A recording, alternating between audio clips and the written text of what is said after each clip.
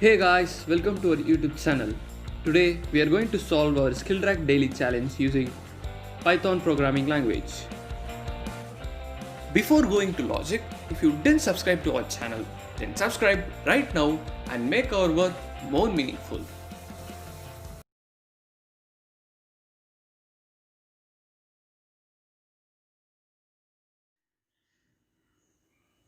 First, we will understand our question. The program has to accept the integer n as the input, then print the desired pattern as shown below. Now we'll take our first test case, that is n is equal to 3. So here you can see we have the third column to be all in zeros.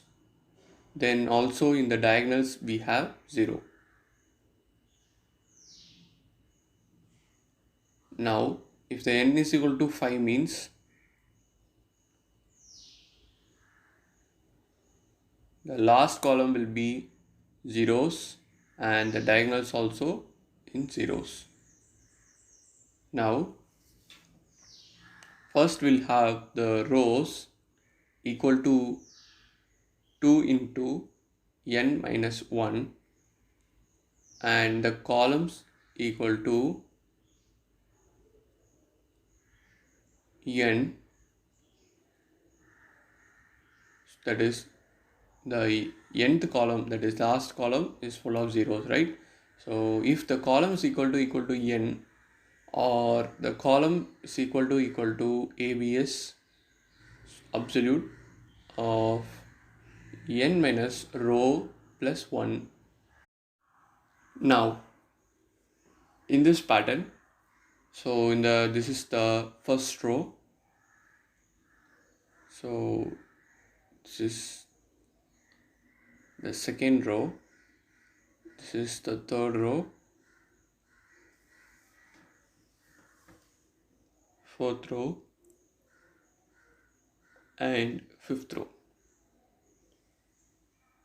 So this is the columns, that is 1, 2, 3. Now if column is equal to n, that is if column is 3, then all the elements in that column should be in 0. Then ABS of n minus row plus 1, that is, so when we substitute the n value and the row value, we get the columns as 3, 2, 1, 1, and after that in the same way for the fifth row we'll have 3 minus, that is n minus row, that is 3 minus 5 plus 1, that is 3. Now let us implement our program. First we'll get the input n, then after that we'll run a for loop for row in range 1 comma 2 into n. So the number of rows is 2 into n minus 1. Since it is exclusive, we have used 2 into n. Then we'll have another for loop for column in range n. If the column is equal to n, so sorry, here it is 1 comma n plus 1. So if column is equal to n means, or the column is equal to the absolute of n minus row plus 1, then we must print 0 and end argument. Then else we have to print asterisk and use the end argument. So at last we'll use the print line. Now let us execute our program. We'll pass our first test case. So here we have got the correct output, and we'll pass our second test case. Here also we have got the correct output. Our program has passed all our given test cases successfully.